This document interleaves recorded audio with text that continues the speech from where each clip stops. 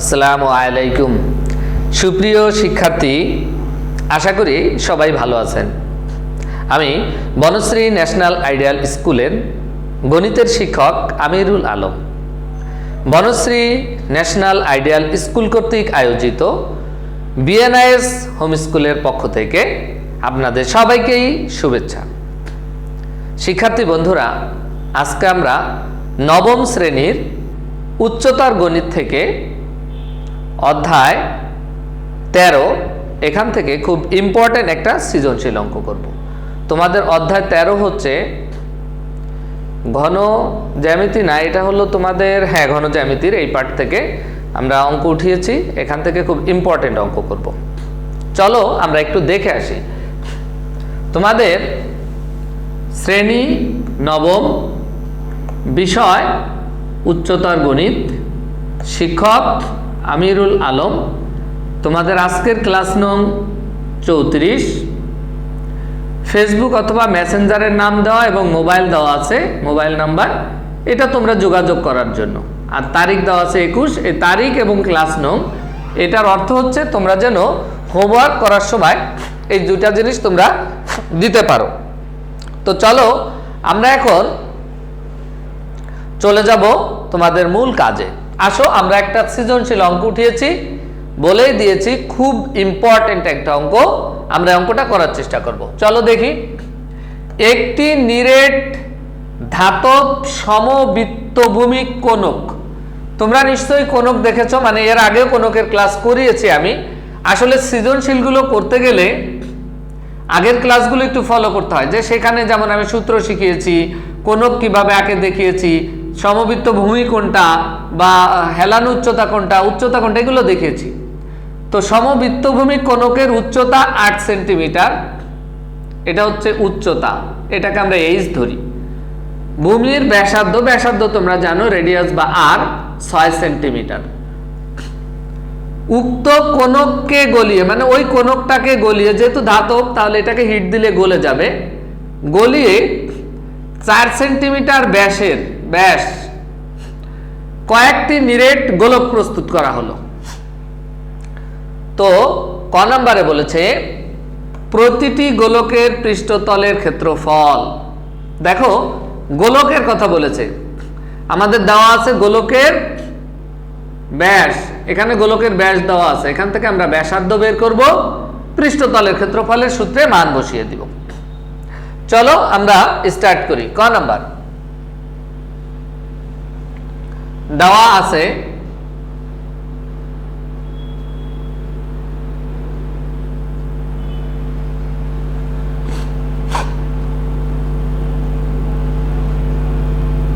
গোলকের ব্যাস, ব্যাসকে আমরা সাধারণত কি ধরি, 2r, মানে আর হচ্ছে ব্যাসার্ধ, 2r, বড় আর ছোট আর যে কোনো একটা ধরতে পারো, 4 সেন্টিমিটার। সুতরাং গোলকের ব্যাসার্ধ বের করে ফেলি।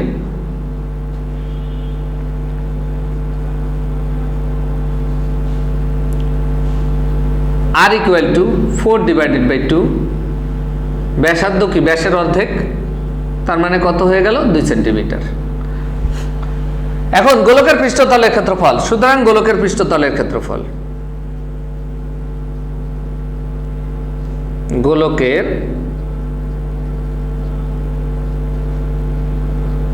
পৃষ্ঠতলের ক্ষেত্রফল ইকুয়াল টু 4πr²।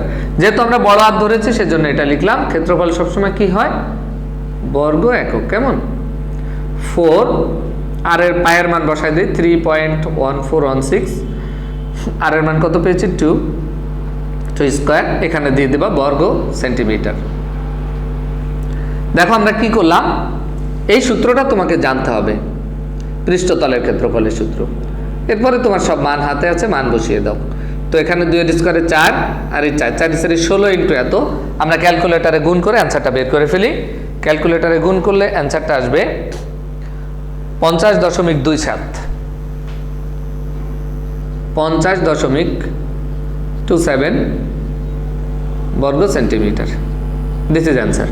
উত্তর লিখে ফেলে, আমরা উত্তর লিখে দিই। উত্তর 50.27 বর্গ সেন্টিমিটার, প্রায় লিখে দেব, প্রায়।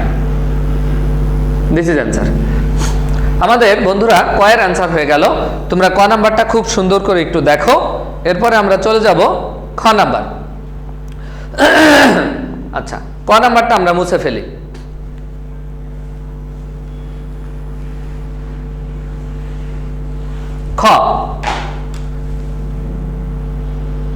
খ নাম্বারে কি বলেছে? কোনকটির সমগ্র তলের ক্ষেত্রফল। কোনক নিয়ে কথা, তাহলে কোনকের কি কি দেওয়া আছে লিখে ফেলি। দেওয়া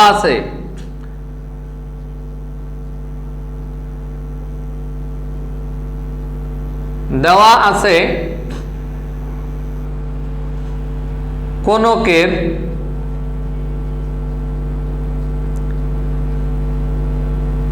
উচ্চতা, এটাকে আমরা h ধরে নিলাম, h = 8 সেন্টিমিটার। আর কি দেওয়া আছে? কোনকের ভূমির ব্যাসার্ধ, কোনকের ভূমির ব্যাসার্ধ স্মল r ধরলাম, এটা r = 6 সেন্টিমিটার। খেয়াল করো, কোনকটা হচ্ছে এরকম,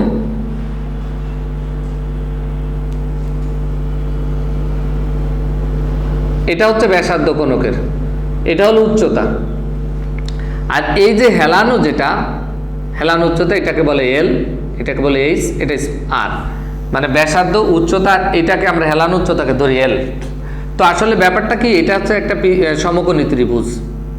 তো সমকোণী ত্রিভুজের সূত্র হচ্ছে অতির্ভুজ স্কয়ার সমান সমান লম্ব স্কয়ার প্লাস ভূমি square, that is L square equal to R square plus H square. এই সূত্র আমি শিখিয়েছি তোমাদের আগেই, তারপর জাস্ট আরেকবার দেখাচ্ছি। তাহলে এল হবে √আর স্কয়ার প্লাস এইচ স্কয়ার। এখান থেকে আমরা হেলানো উচ্চতা বের করে ফেলবো। তাহলে এখানে আমরা লিখবো, সুতরাং কোনকের হেলানো উচ্চতা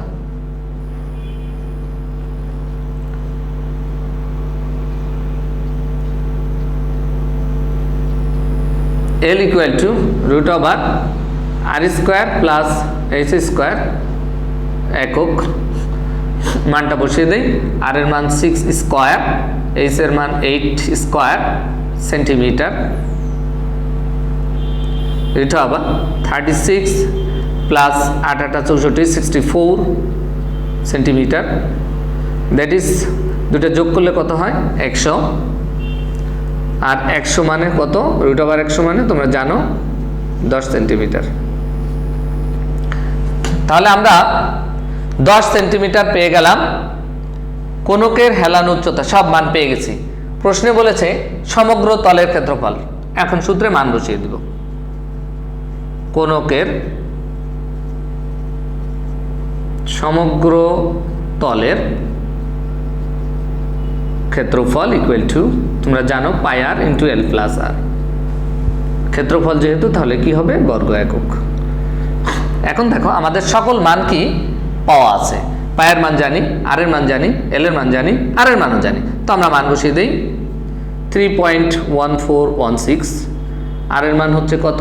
দেখো আর এর মান 6 ইন্টু এল এর মান কত পেয়েছি? 10 প্লাস আর এর মান পেয়েছি 6 বর্গ সেন্টিমিটার। তো আমরা এখানে 3.1416 ইন্টু 6 লিখলাম, ইন্টু এই দুটা যোগ করলে হবে 16 বর্গ সেন্টিমিটার। এখন আমরা এটা ক্যালকুলেটর অ্যান্সারটা বের করে ফেলবো। তো আমরা ক্যালকুলেটরে যদি অ্যান্সার বের করি, 3.1416 ইন্টু 6 ইন্টু 16 গুণ করলে হবে 301.5936, 301.5936 এত বর্গ সেন্টিমিটার প্রায় লিখে দিবা তোমরা এখানে। This is answer. তো আমরা উত্তর লিখে ফেলি। উত্তর 301.5936 বর্গ সেন্টিমিটার। This is answer.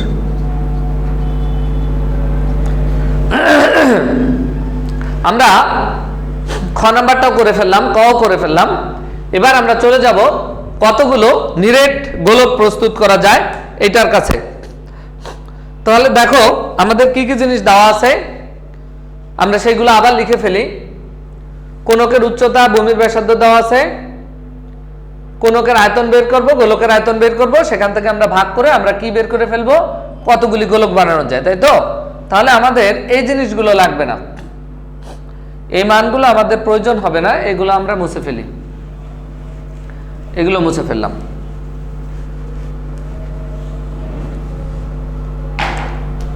গ নাম্বার দেওয়া আছে কোনকের উচ্চতা h = এত, কোনকের ভূমির ব্যাসার্ধ r = এত, সুতরাং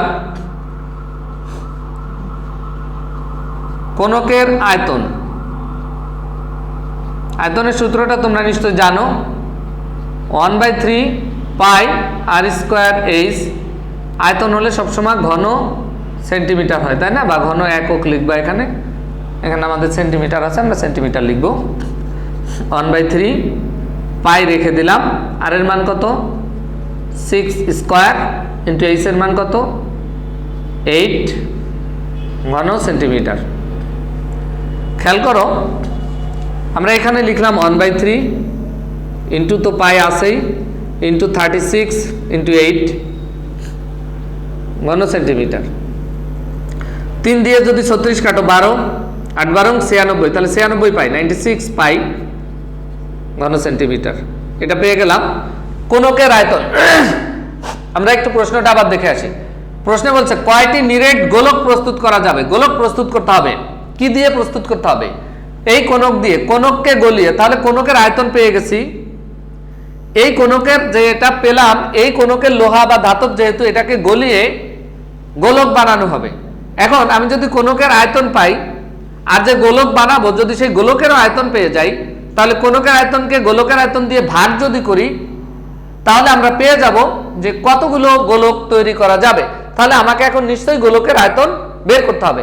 তো আমি দেখি আমার গোলকের কি দেওয়া আছে, গোলকের ব্যাস দেওয়া আছে, এখান থেকে আমি ব্যাসার্ধটা পাবো। আর গোলকের আয়তনের সূত্র কি?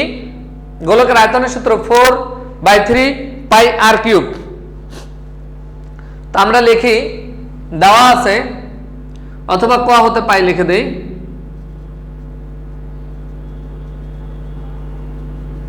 ক হতে পাই গোলকের ব্যাসার্ধ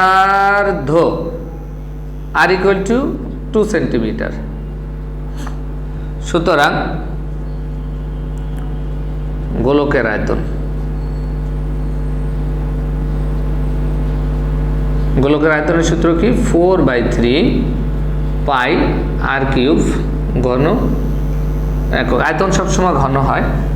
4/3 পাই, আর এর মান কত 2³ ঘন সেন্টিমিটার, সমান সমান 2 এর কিউবে কত হয় 8, 4 8 32, 2 এর কিউবে হয় 8, আর এখানে গুণ আছে 4, 4 8 32 পাই/3। তাহলে আমি লিখতে পারি 32 পাই ডিভাইডেড বাই 3 ঘন সেন্টিমিটার। এখন প্রশ্নে বলেছে কতগুলো গোলক তৈরি করা যাবে। আমরা জানি এটাকে এটাতে ভাগ করলে কিন্তু গোলকের সংখ্যা পেয়ে যাব। তো আমরা একটু ফর্মালিটি হিসাবে ধরে নেই, মনে করি n সংখ্যক গোলক তৈরি করা যাবে। মনে করি বা ধরি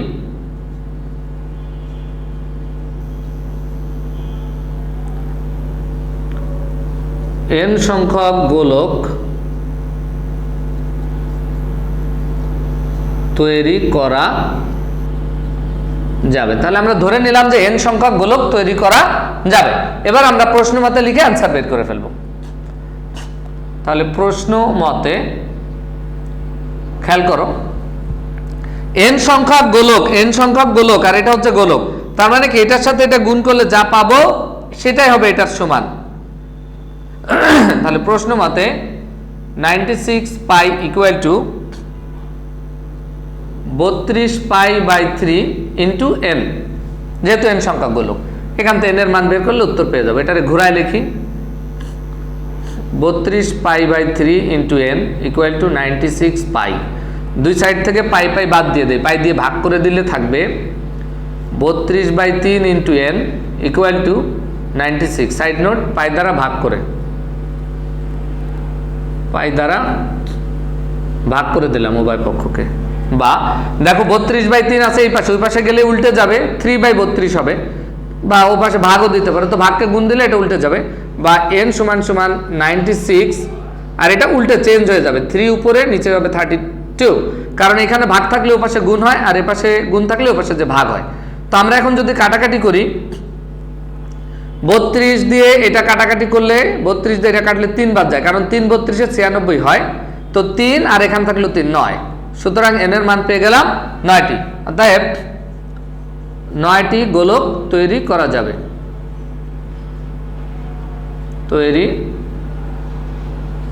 প্রশ্নে বলছিল কতটি গোলক তৈরি করা যাবে? 9টি। অ্যান্সার 9টি। This is answer. তো বন্ধুরা, আমাদের একে একে ক, খ, গ সবগুলি অঙ্ক হয়ে গেল।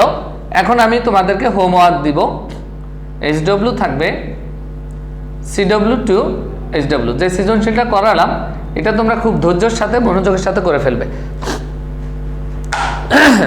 এখন আমি তোমাদেরকে গুরুত্বপূর্ণ কিছু কথা বলবো, ধৈর্যের সাথে মনোযোগের সাথে কথাগুলো শুনতে হবে। সেটা হচ্ছে, আমি যে সৃজনশীল অঙ্কটা করালাম এটা একটা বোর্ড প্রশ্ন, আর তোমাদের বার্ষিকের সাজেশনে আছে। Very very important question. এমন হতে পারে তুমি এর পরের বছর যেহেতু এসএসসি পরীক্ষা দিবে, তখন তুমি বোর্ড পরীক্ষায় এই কোশ্চেনটা পেয়ে গেছো। অনেক ইম্পর্টেন্ট একটা কোশ্চেন, এবং কোশ্চেনটা সহজ, খুব ক্রিটিক্যাল না। তো তোমার এটা যখন করতে হবে তখন খুব ধৈর্যের সাথে বই খাতা সব কিছু কাছে নিয়ে ভিডিওটা বের করে মনোযোগের সাথে শেখার উদ্দেশ্যে, যে আমি অঙ্কটা শিখবো। হোমওয়ার্ক তুমি করো কি না করো সেটার জন্য না, শেখার জন্য। তুমি শেখার জন্য প্রত্যেকটা পার্ট দেখবা, ক দেখে ফেলবা, ক করে ফেলবা, খ দেখবা, খ করে ফেলবা, এরপরে গ দেখবা, গ করে ফেলবা। এই যে একবার করছো, এবার যদি আরেকবার তুমি করে ফেলো তাহলে এই অঙ্কটাই তোমার কাছে সহজ হয়ে যাবে।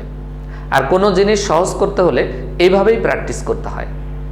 একবার করে কোনো জিনিস সহজ হয় না। তুমি একবার করো, দুইবার করো। যদি তুমি জীবনে এরকম শিখতে চাও যে অনেক বড় কিছু হতে চাও, যে আমি সব কিছু পারবো, আমি পারি না, কেন পারি না? আসলে পড়া হয় না, পড়ার মতো করে পড়া হয় না। তো এভাবে করো, আশা করি অনেক সুন্দর করে শিখতে পারবে।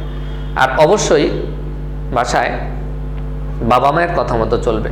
তোমরা এখন উপরে উঠছো, 9-এ উঠছো, সামনে বছর 10-এ উঠবে। অনেক বাবা মাই কমপ্লেন করে, স্যার কোনো কথা শোনে না, কথা বললে কথা শোনে না, যা বলি তা শোনে না, ভিন্ন রকম মত পোষণ করে। কেন? তোমরা তো এখন বড় হচ্ছ।